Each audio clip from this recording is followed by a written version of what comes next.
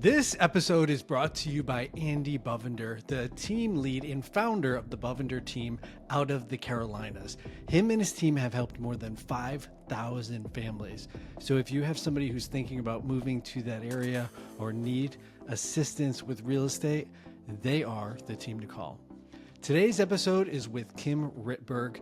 If you're ready for a masterclass on how to actually create quality social media videos while generating revenue, this is your episode. Now, before we get going, I want to share a little bit more about the Inner Circle Group. It's a place where past guests hang out and share and trade best kept secrets. As always, I'm your host and referral partner out of San Francisco, Shawn Kunkler. Kim, what's happening? Hi, Shawn. Thanks for doing this. I so deeply appreciate it. I'm happy to be here with you. It's going to be fun. And my water bottle is matching your shirt today, so it's going to be an awesome day. I can feel it. I'm glad we planned that. We're in sync.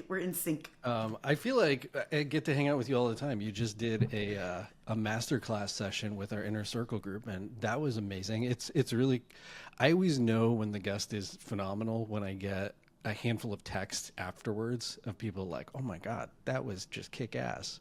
So thank you. Thank you. I love it because basically like I'll get off, I'll be like, oh, those questions were really good. And I'll jot down a few of them because I'm thinking about them. Like, how do I use questions that I get to teach more people? And I think they're really astute questions. Yeah. And then I hop on Instagram and someone's like, Kim Rittberg is a genius. I'm like, I love you too. No, but it was really nice. Like, I think, a lot of times we teach and we excited to share our knowledge, but it really is exciting because I feel like for me, getting to teach other people about how to leverage video to actually grow leads and clients, it's fun for me. Like for me to actually have an impact, I'm like, great. If someone can learn what I'm teaching and use that to actually grow their business, that's amazing. That's so cool. And the cool part is it's a group of people who just go and get stuff done. Yeah. And so they just soak it up and they're like, all right, let's hit the ground running. Yeah. And then we even have within the group, there's like a sub group that it's like social media collaborations, and everybody was sharing your videos and talking about it and just figuring out how to do what you taught better. And so I was like, holy crap, like people are just running with it. So I think it's super cool. And I want to talk to you about all that good stuff today. I love that. So before we get started, if you could, in a couple sentences, just share who you are and what you do. Sure. Hello, everybody. I'm going to use my podcaster voice. Hey, everyone. I'm Kim Rittberg. I am a video coach for real estate agents and other self-employed folks like founders. And what I do is I help you leverage video to get more leads and clients. So that means using video and social media to put yourself out there and be seen as the go-to agent. And I got there from media. So now I'm really a speaker. So I spoke at Inman Connect. I'm speaking at the Next Home Summit as the keynote speaker. I've spoken at Berkshire Hathaway Home Services, and I work with a lot of agents. I write for Fast Company. I've been featured in Forbes. But before I launched my own business, all of my knowledge comes from media. So I worked as a TV writer and producer for national news and just general interest TV. Everything from inaugurations to red carpets to finance and lifestyle. So I worked at Inside Edition, Fox, and then I launched the video unit for Us Weekly. So really doing what agents have to do now, taking an empty conference room and turning it into a video studio. And so that's what I did for the media outlet. And I worked at Netflix as well. And so I've gotten to really see the shift from TV into digital video and social media and be a part of it. Not just watch it, but actually be a part of that changing landscape.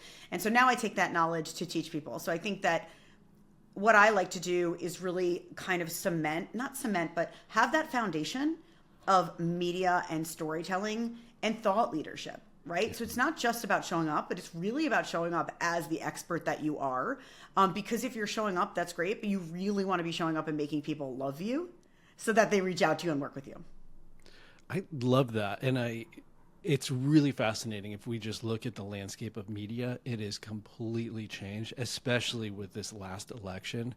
Yeah. We saw it completely shift from the classic old school media to the more social platforms. Yeah. I mean, podcast was one of the biggest outlets for one of the candidates. And that's a complete game changer for this whole industry to just pop off on a whole new level. And so it's awesome that you've been in it from the beginning and not just watching this evolution, but in the evolution. Have you been completely neglecting your newsletter, social media, or any of your outbound marketing? If so, I have a solution for you. With little to no commitment, a virtual assistant can jump in and help you in those areas you just don't have the time for. For more information about hiring a virtual assistant, go ahead and follow the link in the description below. Yeah. And, one thing that I'm glad you mentioned podcasts. So basically, as I started to work for myself, I teach agents, but I sometimes do some larger projects for corporations, and I started launching podcasts as well. So I launched podcasts for People Magazine, Entrepreneur, and then for individual people, I help them launch their podcast. It is really important to understand that podcasting is an amazing new tool. It's great, obviously, for building your brand awareness, your IP, but thought leadership. Truly, everybody thinks oh, everyone has a podcast. Look at the circle of people that you know. A lot of them do not have podcasts. So I think that we always feel oh, everything's crowded or it's too much work. But to your point about podcasts being a place that, even changes the landscape of politics, absolutely. Where people listen and how they consume media is totally changing. And so I think what is beautiful about it is it democratizes things. So I have my own podcast. I have a podcast called The Exit Interview with Kim Rittberg, and it's about self-employed professionals crushing it while having balance. And I came from media, and when I was in media, nobody could have a platform. You had to be sort of someone who won a beauty pageant in some random state, and then you climb your way up to an anchor desk somewhere, and then that's the only people who could be on TV, or you're a man of a certain age. But it really has changed, where now basically, if you have a voice and you have the commitment and the desire to do it, and you can really build a platform for yourself, and it can change your life. You can build a platform, you can build a message, you can grow your impact. And there's so much opportunity out there. And that's kind of one of the things that I see, that it ranges from the ways that people are not leveraging it to the ways that people are leveraging it, but you can even grow it even more. Yeah. And I think you said something really subtle in there that I feel is so deeply important, is the commitment part. Is for real estate agents, there's 2.5 million of us. Last year, this is a crazy stat that I recently heard. I haven't confirmed it, but somebody told me, so I'm assuming it's more or less true. But 70% of agents did not do a transaction. I heard something like that, similar to that at Inman too. Which is terrifying. And then if you then take that same math and you apply it to podcasts, most people don't continue to do the podcast after the first few months. Right. They drop off. And so while there are a lot of podcasts, there are very few that are consistent. Yeah. And I feel like that consistency piece, which you talked about in our inner circle group, is when you then apply it to social media, or you apply it to any other aspect, apply it to working out. That's that one core component that I always feel like that's where people flub up just the most. What's your take on that? Hey, real estate pros, be honest. You should be using video, but maybe you feel awkward, don't have the time, or just aren't seeing the results. This is where Kim Rittberg's Video Bootcamp comes in. This live coaching program helps agents create high quality videos quickly and confidently, resulting in leads and clients. Her students have seen results. One landed 3 new clients directly from social media, and others brought in millions of dollars in closed sales. Spots are limited, and to apply now, follow the link in the description below. So when I work with my clients one-on-one and they come to me, they sort of have an idea of where they want to go, but I actually won't make a plan until I understand where they're looking to go and then the other factors. So when an agent comes to me I want to get more known, or I want to get more clients, but then it's a couple of other things. So one is, what is your motivation and commitment level? What is your time commitment? What is your budget? So a lot of times the things that you think would stop people, it's not really that. And it's the same in media. Even I worked at Us Weekly, right? We would get celebrities pitched to us, musicians, pop stars, reality stars, whatever.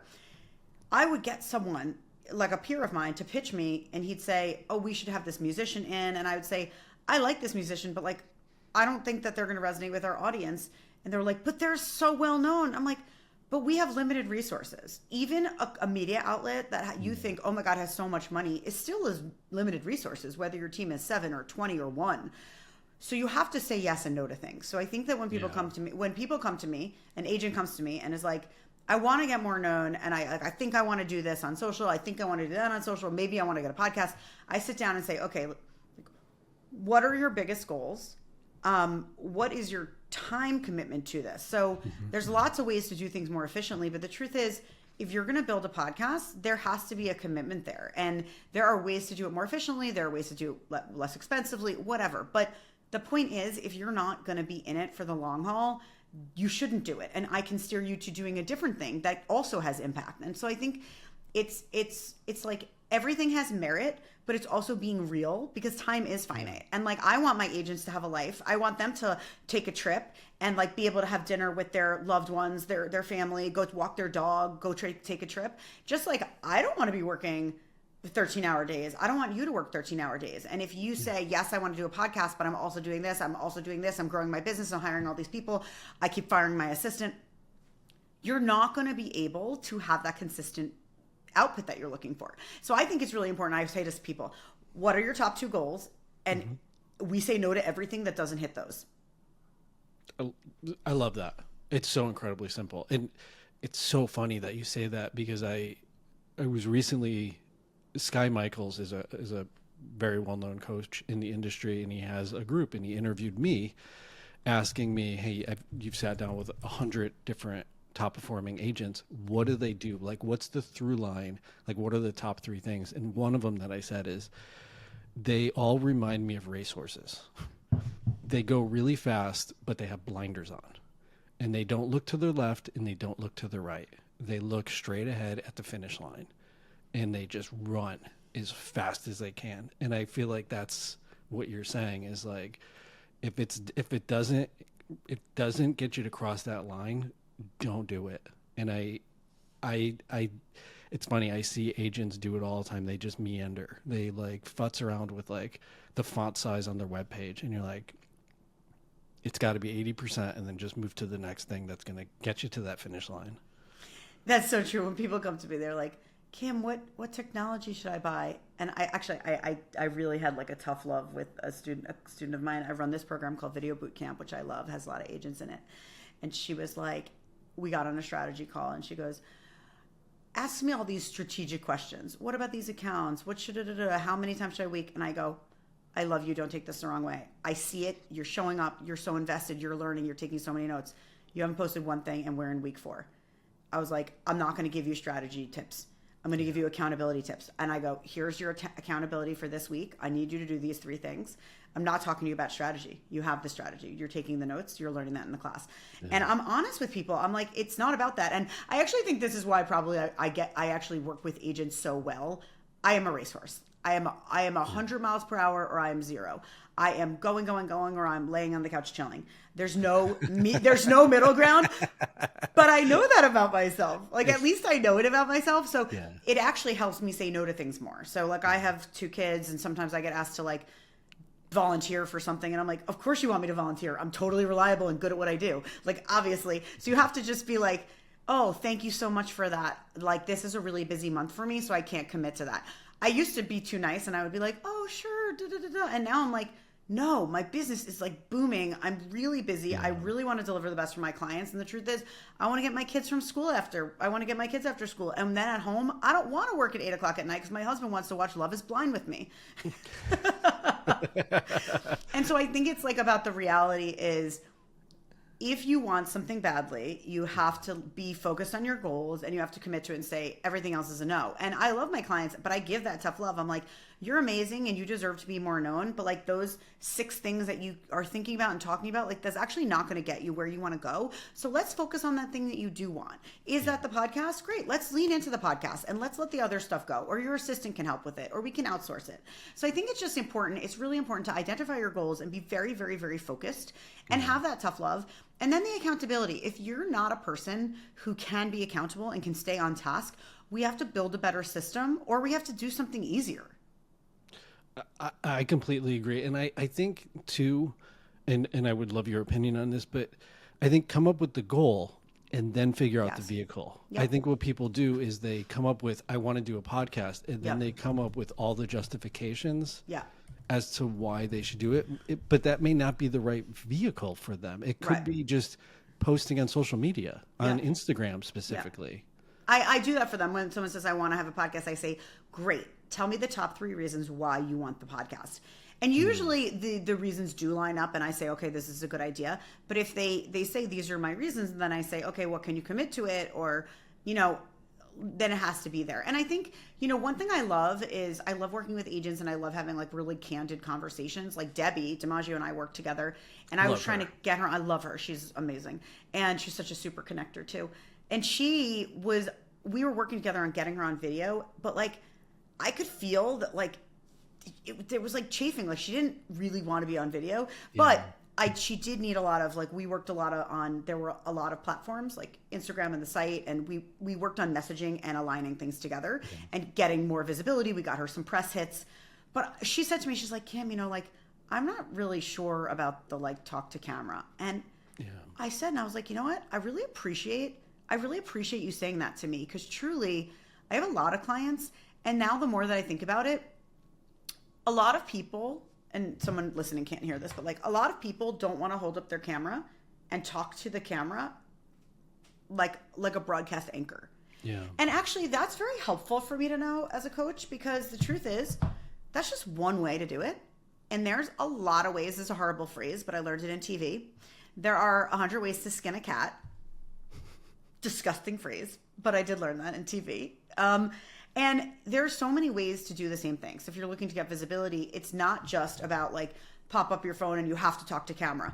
I think it is very, professionally, in my professional opinion, it is very valuable to build those skills, especially in the era of AI and more artificial intelligence. I think it is more valuable now than it was 5 years ago to build those communication skills by which you can actually talk to your camera in the spur of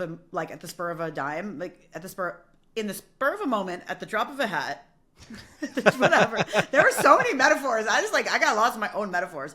Like really quickly, if you could bust out your phone and talk to it really quickly without feeling stressed and feeling confident, it's a really powerful tool, because that confidence in your message kind of goes everywhere. It goes on a speaking stage, it goes in a seminar, it goes in a presentation, it goes on a podcast interview. It actually levels up everything in your business. However, I know that not everybody feels comfortable popping up their camera and doing it. And so for me, that's really valuable input to say, oh, guess what? Great. You want to get more visible. I do think you need video, but let's do it in a way that's more comfortable for you. Let's get you interviewing people. That's a lot more comfortable for most people. Let's get you on a podcast. Okay. So now you're on a podcast. Great. You're on camera. You're talking. Fabulous. I still want to see like a little more of you. Can we get you sat down in a video chair, interviewed like a documentary? Cool. That's better. You know what I mean? It's leveling up from saying, you don't want to be talking to the camera because that's just weird and hard and awkward. Cool. That doesn't feel good for you. Like, are you just telling me directly? Because this is me. Like, you're literally describing me to the T. Like, I'm not the guy to pick up my phone and just talk at it. Like, I just don't do that. Like, it doesn't resonate with me. But I can sit here and have a phenomenal conversation with someone like you, where this to me doesn't. It just feels good. Like, it's fun. It's engaging. I'm engaged. But for me to just talk at the camera for a minute, it's like a very weird. Right. And so like me, Debbie, I feel like in all these conversations, that is a very common thread across the board. But I feel like there are ways you can stair step into getting comfortable with that. Whereas a conversation with a friend is super easy, and you can easily do a live on Instagram. Sure. And two agents can be like, "Hey, tell me about your market. Yeah. What are you seeing?" Totally. And I think it's really important to say, what is the goal? The goal, to our point, is to put ourselves out there more. The goal is to have people hear us. talk and share our point of view. So as an agent, it's not just, yes, it's the amount of transactions you've done, but it's also like, what's your energy? What's your vibe? What's your experience? What's your area of expertise? Like, what's your demo you focus on?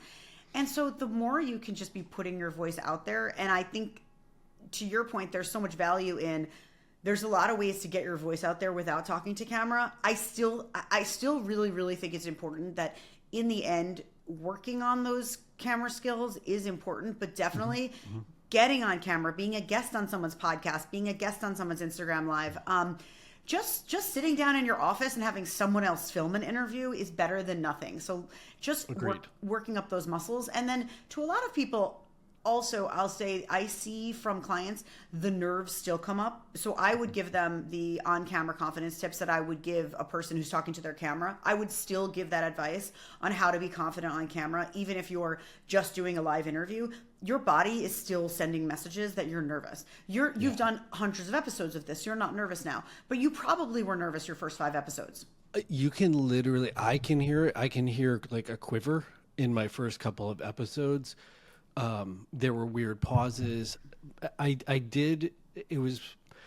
made a pact with myself that I'm not going to go back and I'm not going to critique or criticize anything that I do until I have 100 episodes. And now I have 100 episodes and I don't care. Yeah. Like I'm like, it's not a big deal. Yeah. Like this is me. Yeah. And if I say something that's like weird or I stumble on my metaphor, it's like, oh, so what? That's who I am. My friends know that about me. And that's, at the end of the day, that's what we like, people who are quirky and they screw up a little bit and they're human. We like that. That's totally fine.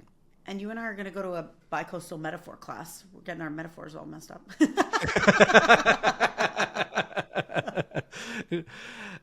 It's so funny. I have an episode that's like dropping in 2 weeks, and the whole beginning was my guest went to go make a joke, and then it like she said it backwards, and then like fumble, and it's funny. And so I left it in because I was like, that's so human. Like let's run with it. Yeah. Yeah, and I it's much like going to the gym, for lack of a better analogy. You go for the first couple times and you're going to be sore. It's going to be uncomfortable. It's going to feel weird. But then after a while, it gets easier. The weight gets lighter. You get stronger and you're not as sore. And it's not dissimilar. It's, pick up your camera, say something, and it'll get easier. It'll get smoother. You can always edit. It's not a big deal. You can always delete and re-record. It's not a big deal. And the other really freeing thing for me on Instagram is stories only live for a day. Yeah, I advise all of my agents. I have this thing called a 7-day challenge. It's super cheap. It's like a really easy self-guided thing. 7 days forcing you to get on camera, talk to the camera, say something on camera, show up. But it builds that muscle. It's really hard to it's just hard to push yourself and do that. But Instagram stories, and I recommend doing it on Instagram stories, showing up for 7 days on Instagram story once a day, saying a prompt, and having that prompt push you to be on camera, answer a question about your day, and build that tool. And it's on stories, so it disappears after a day. And and if you love it, like if it performed really well, move it to a post, and then it can stick around until you decide to delete it. I agree. Additionally, I think stories is always a phenomenal place to start, but having the opportunity to interview all these agents, Instagram for real estate is the #1 platform, period, ! Like if you're trying to communicate something to do with real estate, do it there. If you're doing stats and you're doing like deep market research, LinkedIn, those two tend to be the it. But you talked about when you were part of the mastermind group and gave the master class, which was phenomenal. You talked about the 4 things that to kind of get everybody moving and going. Do you want to unpack those? Yeah, I would love that. So this is, you guys are getting an inside view. This is what I taught at Inman Connect. And I know. Ooh, you guys are getting a little inside view for free. Don't tell them. Just kidding. Yeah, nope. You didn't have to buy a ticket. You can just get it now. So the 4 C's is a way of framing the things that really are the essential components of making content that bring in leads and clients. And I like to remind people that it's very, very important to me that not only video, I think if you're listening to an episode on video, you believe in video, but video is the most shared. Buyers want it. Like statistically, buyers are asking for it. It's free. It's the most effective. And the algorithms love it. So no matter what social media platform you're on, if you're making video, you're going to get seen more. It doesn't matter what platform. 100%. So, and another factor before I get into the 4 C's is just a little framework of like your audience is not just people. I think we're always missing a couple of points of people who you can reach. Your audience is past clients, it's other agents, developers, referral partners, new clients. Mm-hmm. It's just expanding your sphere of influence and rekindling relationships. So when we go into the C's, that's actually how you're thinking about it. It's not just like, here's my client. It's actually all of the circle, and agents understand the sphere of influence and the rekindling relationships. But I think the fact that's missing is how much video can do for it. So the first C is confidence, and hiding from the camera is hiding from clients. It doesn't matter how you do it. You could be on a podcast interview, you can be showing up to camera, but you have to start showing your face and your voice because that's where your clients are. Yeah. And agents don't realize, but you have a huge competitive advantage if you're showing up on video. Your peers are not. Truly, your competitors are not. If you just even took like a quick look around your area, on Instagram, on YouTube, on LinkedIn, whatever, they're not on it as much as you think. So it really puts you at a competitive advantage. I like to say that we all kind of exist in supermodel mode. When we are getting on camera, all we're thinking about is like our snaggle tooth or like our lipstick or our hair, it doesn't look good, or our voice. Everybody hates their own voice. And it's very important to say, instead of worrying about what I think people think about me, just focus on your message. So step out of that supermodel mode and get into the teacher mode. A teacher is never worried about their hair. They're worried about the message. They're like, is this message landing with my students? Is my audience hearing it? So get out of supermodel mode and get into teacher mode. The biggest thing that really blocks people from showing up on camera is fear. It's the fear of judgment. I'm going to show up and everyone's going to think I'm silly. I'm going to look silly. I'm going to stumble on my words. But like, we have to crush that fear because that is really what's holding us back. And whether it's you're afraid of judgment, you're afraid to fail, you're afraid of looking like an imposter, you have to strike through that fear because there's money on the line. So I'm going to give you like a quick example. I have 2 clients in the past year who brought in $8 million in new homes.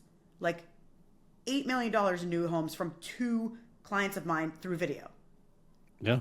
That's amazing. That's crazy. And so I think when people are sort of like, oh, I should do video, I'm like, well, if you want $8 million in new homes, I think you should try. I think you should try it. I've received about 11 million in referrals from this podcast. That's awesome. I love that stat. I'm writing that down. I'm like 11 million, but that is exactly it. And it's from referrals from people you've met on the podcast.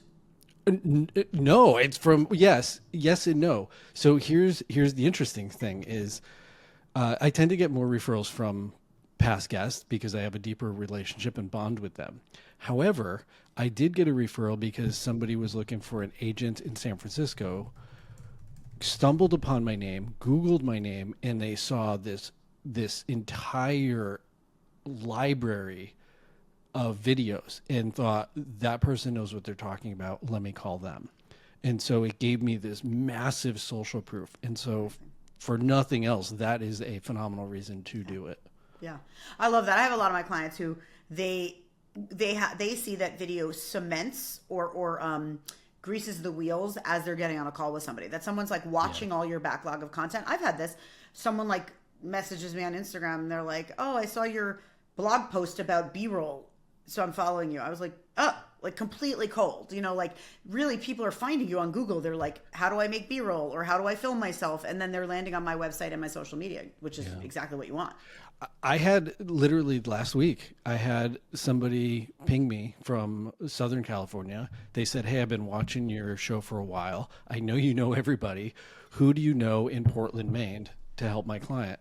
And so then I sent a referral. I made the connection basically. Okay. And so it does build you in a very, the things that come from it, you won't always know and expect, but good things will come from it. Yeah. I love that.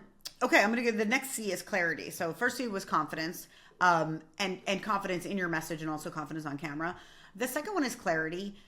I think a lot of times we all are like, oh, you know, this is who I am. But it's really a clarity of understanding who you are in the broader world, and understanding what makes you unique, what the clients really love about you. Because I feel like a lot of agents are like, I sell whatever to anyone, anyone, whoever wants. I'm like, but it's probably like a little more niche than that, And so I think it's really understanding what makes you unique, and then also clarity of message in every single video. So what does that mean? That means one video, it has one message.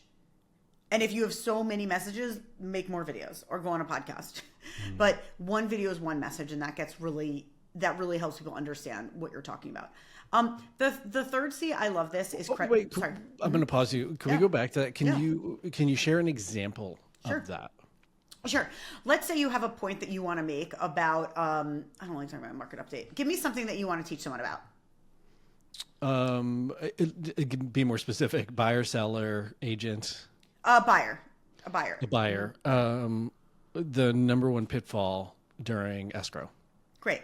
The number one pitfall during escrow is blah. That is one video, one message. What I wouldn't do is the number one pitfall in escrow, and then you're kind of like on tangents about other things.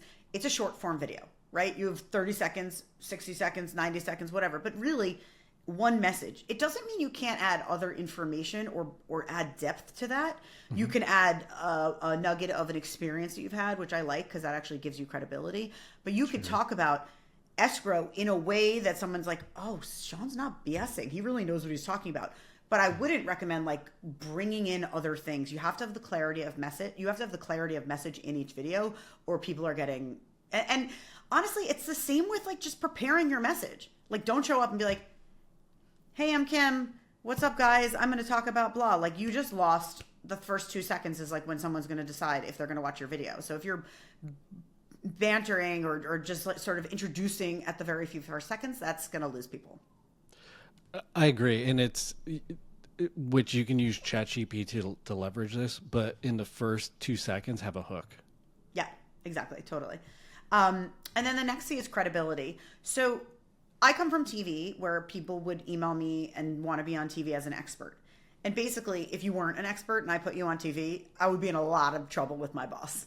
So We've seen those on those are the best reels on YouTube you can find. Yep. It's not good. So I come from a place of like credibility really means something. Like you have to be able to show like, no matter how much experience you have or don't have or whatever, you have to start proving to people why they should work with you. And if you're a newer agent, there's still ways to show that. Like there's still ways to show your knowledge. But credibility is key. Like you're not going to go to a doctor for open heart surgery if you don't see their diploma. It's the same thing with agents. You know, people want to know you're doing business. People want to know what you're ranking. People want to know how much business you've done. So an example of what this looks like. So I worked with an agent in New York, and he had a lot of followers, but we really wanted to make sure those followers were actually converting into leads. And so some of it was, a lot of real estate content can be very pretty. It could just be like eye candy. But at the end of the day, you really want people to understand that you're the person who can deliver results for them.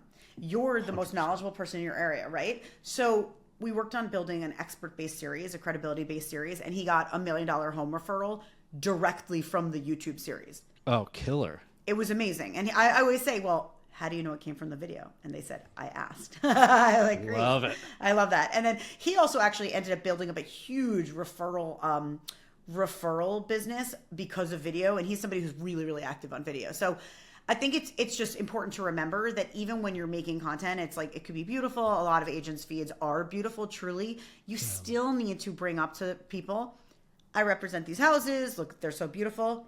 And here's my take. Here's my knowledge, right? Here's how I see the market. Because you don't really just want to be a person who's a hand opening a door.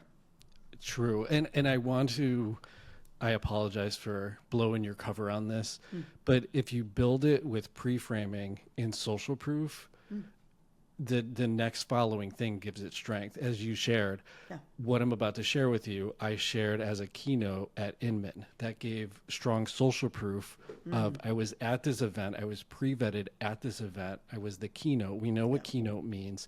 And now this information has way more strength versus I opened doors or I sold the $4 million home next door. Let me take you into the neighbor's home. It creates this massive social frame. Totally. subtly without bragging. Totally. There's no brag. It structures it. So I love that you said that. And I have a phrase that I believe in very deeply, and it is more applicable for certain people, but humility does not pay the bills. And I don't necessarily love the word bragging, but perhaps this is definitely for me, from my background and my experience. Yeah. If you walk in the door and you don't tell me who you are and what you've done, how would I know that? So I'm a former journalist, and I can't put someone on TV or call them an expert or quote them if they don't tell me why they're credible, what they've done, where their degree is from, how many homes they've sold, blah, blah, whatever, whether you're a lawyer, a doctor, an agent, I need to know you're legit, right? It's the same now in the world of sales. So you have to show me that you are legit. So I don't actually, like when I have an agent and I help them write their bio, I'm like, weren't you featured in the LA Times? Yeah. I'm like, didn't you close $100 million, blah, blah, blah? Yeah. Why is that not in your bio?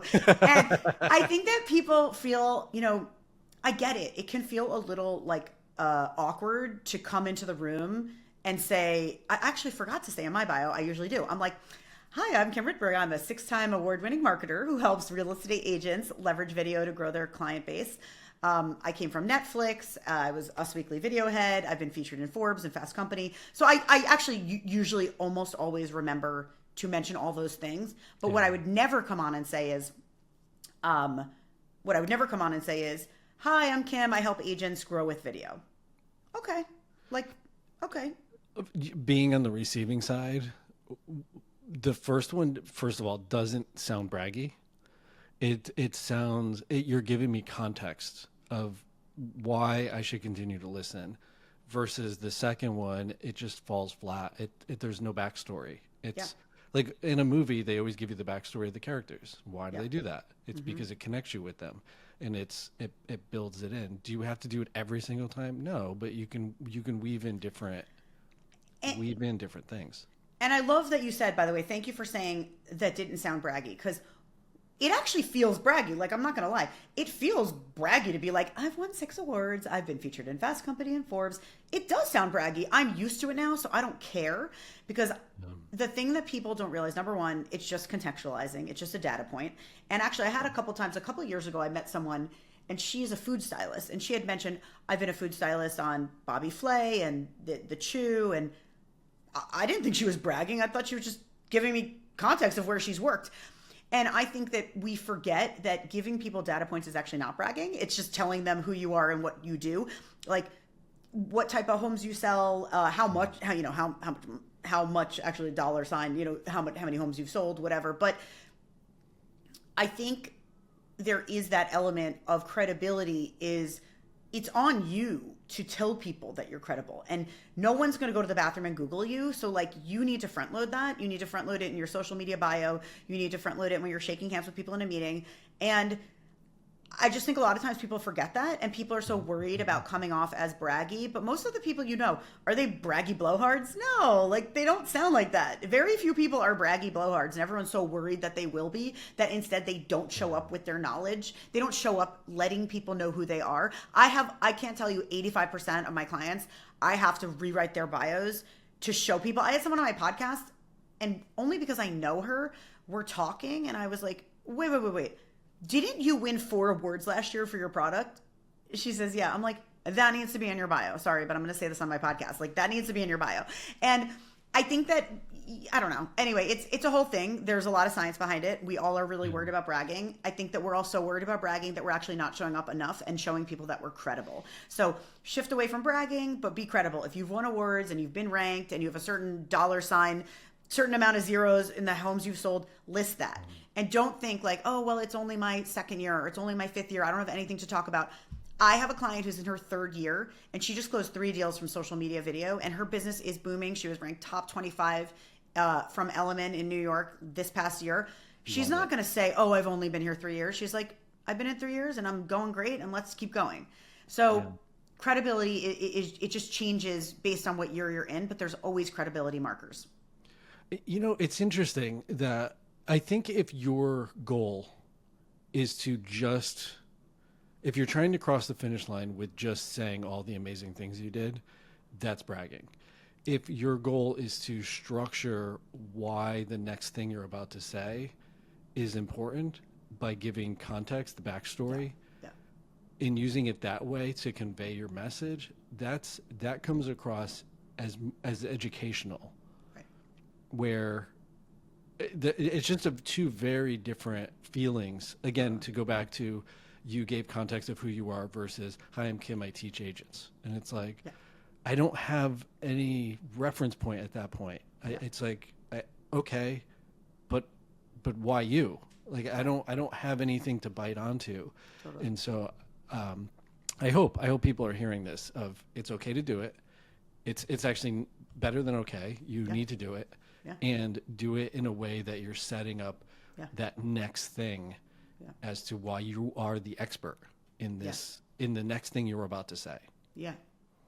And I think also when I say I teach agents how to grow with video, you also honestly might think I'm a 24-year-old person with an iPhone and a tripod. And I actually have decades of experience from TV and from social media and awards to prove it. And so I'm doing myself a disservice by saying that. I'm painting a picture for you that's probably not right. And I also think, like, no one knows who anyone is until you tell them. So, okay, the next C. I'm getting to the next C. It's the connection. So I think we all understand that we need to build connection. Obviously, agents know that they have to shake hands and meet people and stay in touch. I think the misunderstanding is that social media is such an amazing way to build that connection. It's basically taking what you would do in a coffee shop or at a networking meeting and just do it faster and more efficiently and in your sweatpants. And actually, I love this story. So this agent in Houston named Jessica, she took my video bootcamp class. So I do a group coaching program for agents where they learn how to write scripts, how to film themselves, how to make content that connects, and then actually how to engage with leads. So that's an amazing program. So that's called Video Bootcamp. And Jessica took Video Bootcamp, and she came to me. She was kind of struggling with her confidence on camera, but had been on camera a little bit. But she was overthinking her content and was not sure how much personal content to incorporate. So she had that point. So she had 2 little kids, and I was like, that's a point of connection for sure. Like, there's a lot of working parents out there. And it's interesting to watch someone juggle and build their business. Like, start bringing people in on that. Keep that expert piece. She was already doing some expert content, but I was like, really build in that a little bit of that personal connection and tie it into business growth and being a working mom. And little by little, not even little by little, pretty fast actually, she got one person coming into Instagram she had met years ago who switched from another agent to her because they'd been following her on Instagram. That was one deal. That was a $3 million home. Another deal comes in a few months later. Another deal comes in a few months later. And now this past year, she had $5 million in new homes specifically from video. Incredible. And that's what happens. So once, and it also becomes this thing, this not flywheel, but like a circle of, the more you're doing it, the more comfortable you're doing it, the more it comes, the more you get a client from social media, you're like, oh, okay, this is working. Let's keep doing this. Yeah. And it becomes easier, obviously. But I think the point of connection is that it's such an amazing way to stay in touch with people, right? It is such an amazing way to stay in touch with people. I had the point of connection. I had a client in New York, David, that we had been working with, and he's very open and would like show up and like talk about sports and art and whatever. He's very New Yorker, like a real New Yorker, you know? And he got a text message from someone being like, hey, David, I've been loving seeing your Instagram stuff. Do you want to grab lunch? That person brought him in on a new development deal for tens of millions of dollars. And so that's, it's a way to keep in touch with people. But if he wasn't showing up on video so much, it's a dormant, it's not just that you're on social, it's that you're showing up on social and you keep staying top of mind. Yeah. You make such a great point. And I'm going to just reinforce this is I can't even tell you how many people I literally just saw a video today. It was hilarious. And I messaged them and said, hey, this is incredibly funny. I have a podcast. I would love to have you on as a guest. If they were a secret agent and they didn't have that video, they would have not have gotten the invite and they wouldn't have the exposure. Totally. Period. Totally. With you, Debbie made the intro. I absolutely love Debbie. She's amazing. I have context of her. Immediately trusted that. Went to your social, was like, oh, this woman's crushing it. Like, let's pursue this. I'd love to have her on the show. And so it greases the wheels. It is such a good thing. And I know my Instagram sucks. I get it. I really need to put some love into it. Sean, And we're going to do that. You know we're going to you do that. give me so much We're shit gonna about do it. that. I know I'm going to do I'm going to give this. This is what I say to people. I'm like, I'm kind, but I'm tough because the thing is, I know people come to me because they want change. And so I'm a change maker. You're I have like the older sibling who's like, look, do it. I do it out of love. I was the littlest out of three. And I think Oh, me too. I was the littlest, but I'm like meant to have more control in life. Me too. That's why we connect. Yeah, it's like I'm like, no, I know I was destined for greatness. Who cares that my older brother thinks I'm invisible? I'm amazing. I was like, I'm a boss. Like we're good.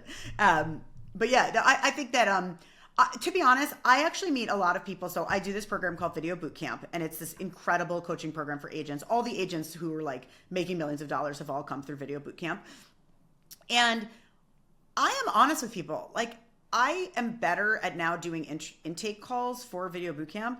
And I see people and sometimes I'm like, you need to want it. Like I could teach you on a call all you want, but like 100%.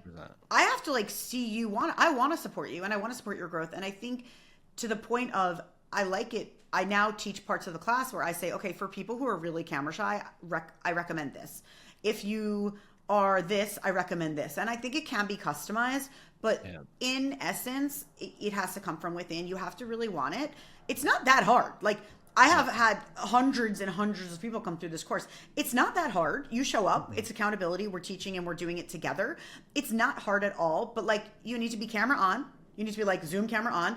And you need to be like, let's do it. We're going to talk to the camera. We're going to interview each other. I'm going to film you in a Zoom. Because like, it's Sean, I'm going to show you as an example. We're not going to have any sound because my headphones are on. But I'm going to do a video and you and I are going to wave. Hi, Sean. Hi, Sean. No one can hear Sean because he's in my ears. But hey. And so I'm videoing me and Sean on my iPhone. And we're talking on Zoom. That counts as video. Sean's on video, right? It's showing up. So anyway, all to say that it has to come from within, but it's not that hard. And I think that I've had clients. So I have this one client, Brianne. She came to me. She was so camera shy. And she came to Video Boot Camp. Honestly, I wasn't expecting it. I was like getting a bagel. I live in Brooklyn, New York. And I was like getting a bagel and like eating my coffee.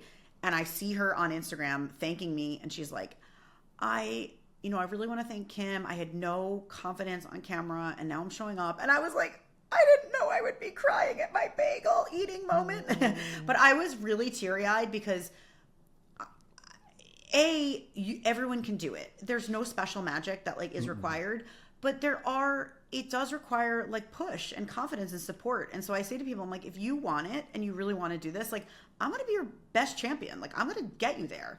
And so her saying that meant so much to me because she really was not confident about being on camera, but it's also other stuff. Like I find that often there's other things wrapped up in when we are not feeling good. There's something else happening that's like making us feel not good about ourselves. Like, maybe we're self-conscious, like, whatever. It's a lot of the like layered like emotional and mental stuff. But I felt really touched that she had said that unprompted on Instagram. And then she, throughout over a year or so, has gotten $2.5 million in new client work. And from video, and she's gotten to hire two new junior agents on her team because they see her as being someone who's modern and using social media.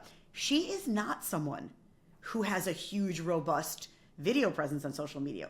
When she shows up, it's effective. She does it, not as much as she'd like, but enough to have impact. So I think also there's a realization, like some of my clients are on all the time. They have the most amazing pages, like Judy Joe, Zhou, amazing. She's doing amazing. She came through Video Boot Camp. She's gotten her third client this year. And she's not new, but like, she hasn't been doing this for decades. She has a very robust video plan. It's going great. She's seeing results. Brianne doesn't do video that much, but she's also seeing results. So I think it's important to say, you don't have to say, oh my God, I have to be on camera all the time, or I have to spend X dollars. It's not about that. It's about saying, in this year, I want to start doing some video. I want to start taking those steps. And I think it's important to just say, like, it's not all or nothing. You can do some. You can do some, and that some can still have an impact. That's totally fair. I mean, I think that's valid. And I think, just do one. And if you have a fear, just literally do one. Get over that. Yeah. Mine's not fear. It's just time. Right. It's because I have this podcast, and it Yes. does like the primary vehicle of this is YouTube, plus all the audio files that get pushed out. Yeah. And it's a pretty decent time commitment. Yeah. And so, unfortunately, with that, time becomes a big hindrance, and then I fall short on the other platforms. But I do acknowledge for me that I need to allocate some time to it. So you don't feel nervous on camera. It's just more you haven't made the time for it. Yeah, I've gotten to the point now where, like I was self-conscious and I did care, and I don't care anymore about like when I'm on video. Yeah. It's weird. Even doing this, I feel like I'm talking to you. Every once in a while, my brain will go, "Oh, a lot of people are going to be listening to this," and then I'm like, "Oh, I don't care," and then I just like pivot off of that. And so it's not it's literally just time management is I'm spread pretty darn thin at this point. And so that's my excuse. Well, it's okay. You know that I'm gonna in a month. I'm like, okay, here's our strategy session, Shawn. I'm like, that's so nice, Shawn. I believe that. That's okay. I'm gonna get you. Yeah, I'll talk to you. I'll talk to you in a month on our call. You don't on our want strategy new deals. call. You don't want more deals. It's okay, Shawn. I'll give the $5 million to someone else. It's fine, Shawn. One thing that we were talking about opportunities actually. So I should have said this earlier. I probably just said this 1 hour ago. I was actually very hesitant to show up on like iPhone type of stuff, even though I've been on camera. At Us Weekly, I used to do some on camera stuff for Us Weekly. We did a lot of like live whatever. I would do like the Bachelor after show, and I was an on camera reporter just for a little while, but most of my career was really behind the scenes. I was a writer for anchors. I would produce a lot of content. I was like write scripts and interview people, but mostly behind the scenes. And when it came time to show up on camera for my own business, like I had to go through this whole process of like fighting through the fear. And actually one of my keynotes is about fighting through fear, because we don't think the thing holding us back is fear, but it often is. And so I kind of break it down into the fears that I think, but I will say whatever it is holding you back. And for some people, they're like, it's not fear, it's time. I would question you. If it's not fear, it's time. Like you have a podcast. So like you're doing something. You actually are making a lot of content. But like for other people who are saying, oh, it's not fear, it's just like I'm too busy. I'm going to peel that back a little bit, because like we all have 2 extra hours in our week if we're a little more time efficient. Like we do, maybe 1 hour at least. And so I think there's fear. And not just I think, like I work with hundreds and hundreds of clients around the country, agents and business owners. Fear of failure, fear of judgment, fear of the unknown, and fear of looking like an imposter. Those are the main 4 buckets that I see my clients come through. And I was all 4. I didn't show up because I was all 4 of those. And once I broke through, I started showing up on camera. I launched my podcast. It took me a year to greenlight my own podcast. I mean, that's fear. Like that is fear full on. I did not think people would want to hear from me. I was not confident that I like had something. I knew I had something to say, just I wasn't sure that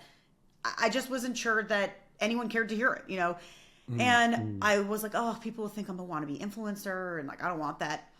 But I really believed in the idea. I believed in what I was doing, and then I showed up on social media just basically to grow my business. I got my first keynote from my podcast, and from podcast, social media, and from being a guest on a podcast. Berkshire Hathaway Home Services and the Women's Real Estate Investment Summit. They both called me around the same time. And they wanted me to be their keynote speaker, paid. I was like, yes. And being a keynote speaker was one of the things I wanted, but like I wasn't really necessarily like sure how to get there. And this was a few years ago. And I said, how did you find me? And they said, I heard you on someone's podcast, or you were the second guest on some other podcast I was listening to, and I really liked what you had to say. And then I went to social and I learned more. And I had the same thing. So Next Home booked me. They saw me at Inman. They saw me on Inman's list. They went online and did a deep dive of my social and were like, you're it. Like they didn't even they called me and they were like, we want you to be our keynote. It wasn't, let's see if this is a fit. And so I think the point I'm trying to make is that whatever it is that's holding you back, a lot of times people say, oh, I'm just busy. But like, if you've been wanting to be on video and it's been on your to-do list for 6 months or a year or 2 years, it's not time. It's not time. It's something else. And that's okay. Sure. But it's important to say, like, why am I not prioritizing this? The truth is video is not going anywhere.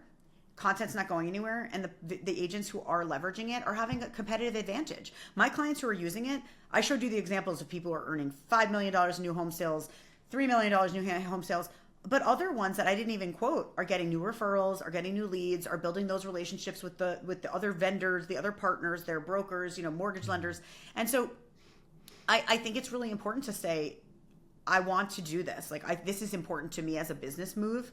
And it's not that hard, like you can give me a call, we can connect. I have Video Boot Camp. I run that program for agents, but you have to say, this matters to me and now's the time I'm going to do it. And that's what I like when I have agents being like, I believe in video. I've been putting it to the side and now's the time. Yeah. I'm like, great, let's do it. Don't worry about the how. I'll get you the how. I have a whole robust class where like I have thought about the process of the how. I have thought about that. Like I have sort of serialized, like if you hate being on camera, let's try this first. If you're nervous to be on camera, let's do that. If you're great on camera, you want to be on Broadway, let's try this other thing. Like there's something for everyone. And I think the most important thing is to say, there's never been a better time to do video than now. Yeah. I love that you shared that you had your own personal struggles and challenges, and there's no way you could have predicted, hey, I do this and I'm going to get keynote at Inman or wherever it leads to. Like, there's no way to know that. Yeah. But I love that you were able to figure out what was actually holding you back and move things around. And these opportunities, like the opportunities I've gotten from my podcast and my video, I literally have goosebumps. They are opportunities I never even envisioned. They're so big. Yeah. They're so big that I am like, sometimes I'm not good at like saying like, good job, Kim. None of us are, but I'm particularly not good at it because like we're all hard on ourselves. The other month I turned to my husband. I'm like, I'm a keynote speaker. This is great. Like, I was like, I can't believe this. Because I wanted it and I knew I could do it. Like, I had so much experience in media. Like, I was really an expert. Yeah. Like, I had done this. Like, I have scaled Us Weekly to their $100 million sale. Like, I've built video units. I was an executive producer at People. I was a TV news producer for years. Like, I know I'm good. But I wanted to have a bigger impact. And that part's kind of scary. So I was like, I want to be on bigger stages. I want to make more of an impact. I want to help more people. But getting to that next level is scary and it's hard, and your imposter syndrome will pop in every quarter.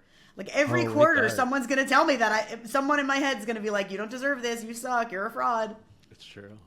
Do you have that too? Oh, 100%. I liken it to, you have a thermostat in your head.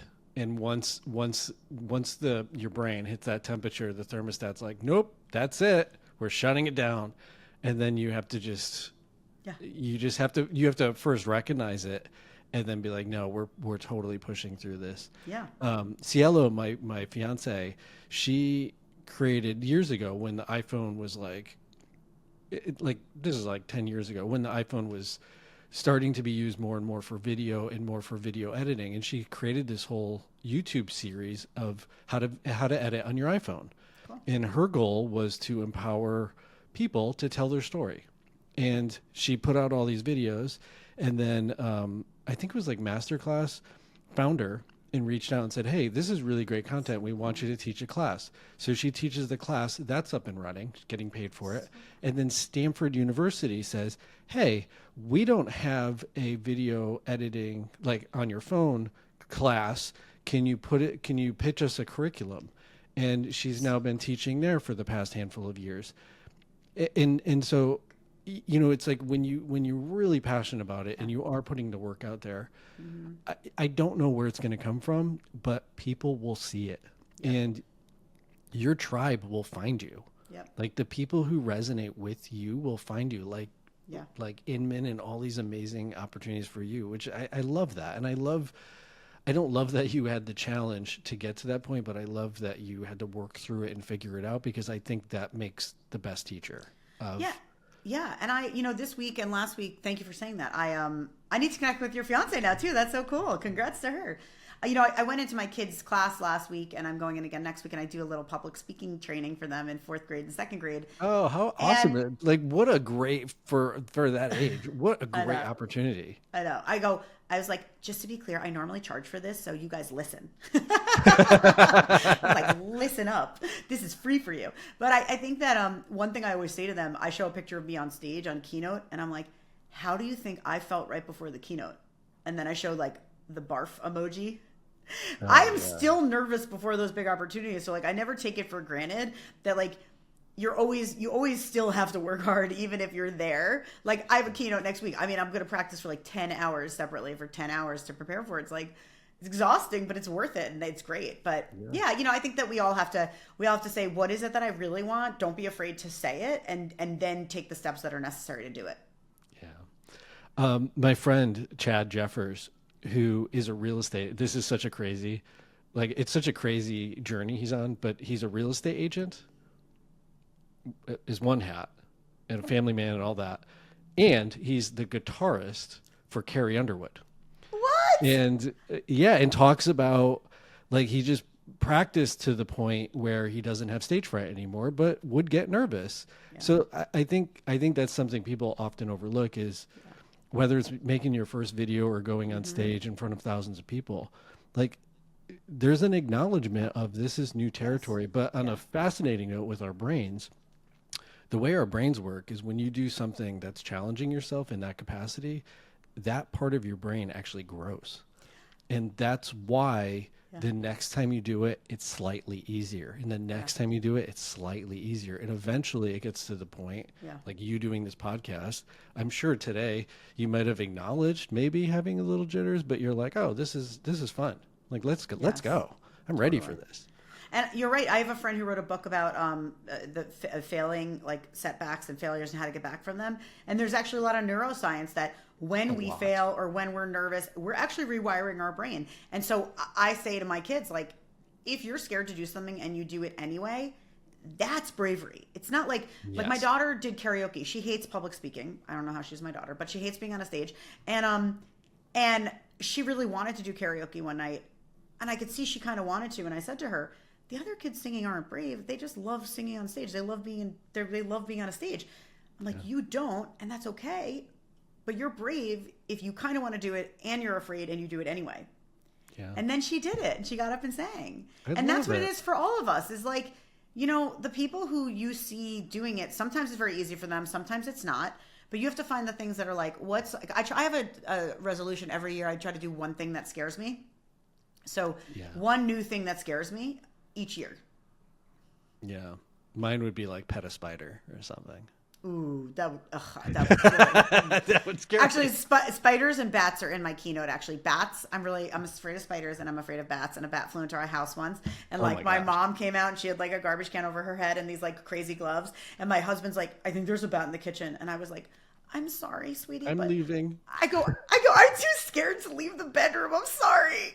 And I just like closed the door. And then a few minutes later I came out and I'm like, I'm going to help you, but I'm really, really, really scared. This is so scary.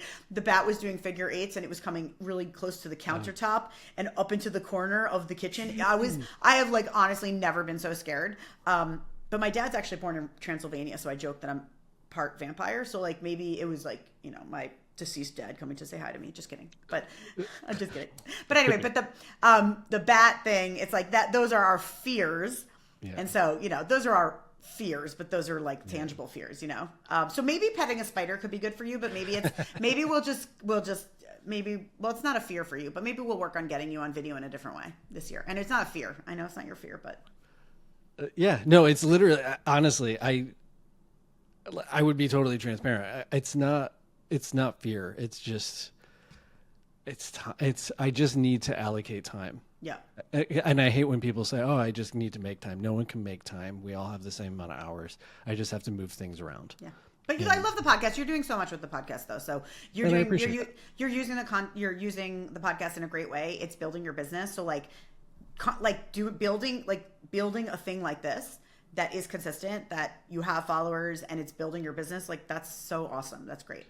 Yeah, and I know, and I'm like, sidestepping this, but it's not like I'm not doing anything. Yeah, no, you're doing I'm great. doing something, and it's pretty significant in terms of the time and energy and the financial push to get it and to keep it moving.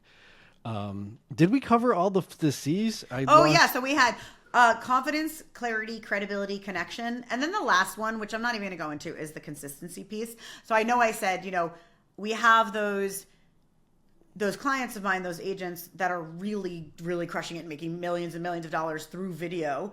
And then I have some of them who are not that consistent and it's still working for them. But you do have to have some element of consistency. Like basically if you make one video now or 2 videos this week and then you don't show up for 4 months, it's not really priming your audience to connect with you and understand you and see you consistently. So you do need to build some element of consistency and just do it in a way that works for you. So if you can't handle, people say, oh, how much should I make? How much content should I put out? I'm like, what can you actually handle? What can you actually keep up with? Yeah. My secret for this podcast, because I knew from talking to enough friends and obviously talking to Cielo, who built a pretty significant channel for herself. And she said, you just have to do it consistently because when people subscribe, they expect you to keep showing up. Right. And so what I did was, I can't remember, it was about 6, maybe 8 episodes. We recorded, edited, scheduled, and then had them all ready to go. So I basically had 2 months solid of videos ready to drop. And so if I took a vacation or if I was sick or I just straight up wasn't feeling like it that day, I didn't have to. Yeah. And so it really freed me up. And so even now, we mentioned it before we recorded, we're recording this in February. It's going to go to the editor probably the second week of March, and then it'll probably get put into the queue somewhere late March, somewhere in there. And so I have enough runway and we have enough content where if my business gets really busy or if my personal life, last year in September, I had to take 3 weeks off and be in Connecticut for a family emergency.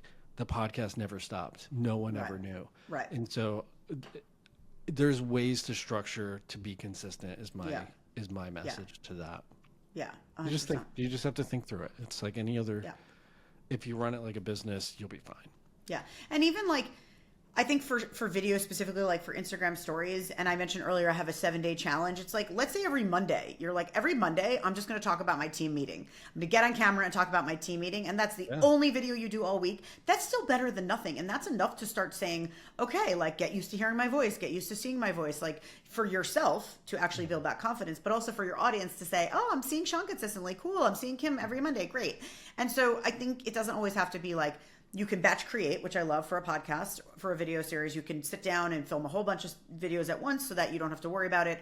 Or you can say every Monday, I'm going to do X thing. And I think you do whatever works for you. Each person is kind of different in terms of their rhythm and what works for their system. Yeah. Before we wrap, really quick, I asked Cielo one day, I said, what's the one thing that stops beginners from filming and editing videos? And she's like, the BS reason is gear. Oh my God. I hate when people say, what should I buy? I'm like, don't buy anything. Yeah. And she's always like, go out and film. That's the only thing that you need to do. Mm-hmm. And but they're like, but what gear do I need? What do I need to get a camera or no? She's like, you have a phone, use that. What mic do I need? Don't worry about it. Just film.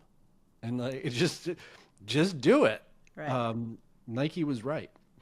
Just do it. No, it's true. When people say what gear, and I'm like, well, there's nothing on your page right now, so don't buy any gear. Let's just work on it. Let's work on the strategy and let's work on the confidence piece, and then let's make some content. Yeah. But it's not about the gear. I mean, I've had people make tons of money with just their iPhone. You don't need more than that. You do not need anything more than that. Yeah. And the funny thing is, so many people have asked me that I made a video of all my gear because I was like, I have. So I worked in TV for a long time. I have a whole dresser full of gear that I'll never use again. I have bought stuff. I'm too lazy to even set up a light kit. All I have is a ring light. I have a ring light and a tripod that I use. Every once in a blue moon, I put in a little microphone. Obviously for my podcast, I use a microphone, duh. Yeah. But I have a tripod with a ring light. And when I'm really recording something important, I'll put in the microphone. I usually don't even use the microphone because I'm too lazy. So I have a graveyard of equipment. We have a studio. Cielo has like the most amazing studio because she also reviews products.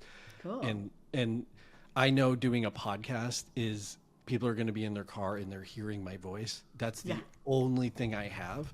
And so I was like, you know, the one thing I need is a really good mic. Yeah. And that's basically my core piece of equipment for doing all of this.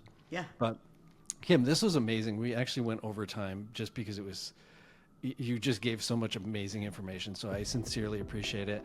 I know you have some really good downloads for people.